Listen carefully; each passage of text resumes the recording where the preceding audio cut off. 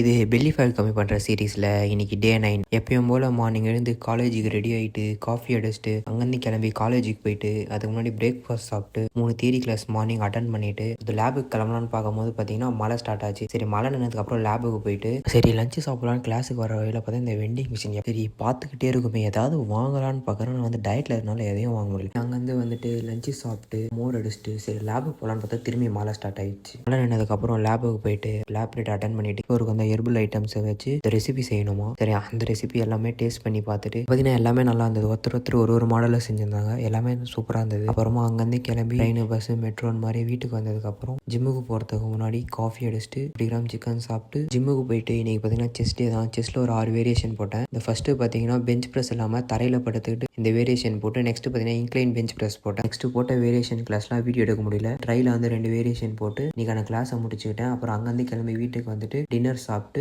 இன்னைக்கு டேவை கம்ப்ளீட் பண்ணிக்கிறேன். நம்ம டே 10ல் பார்ப்போம். என்னை ஃபாலோ பண்ணிட்டு வெயிட் பண்ணுங்க.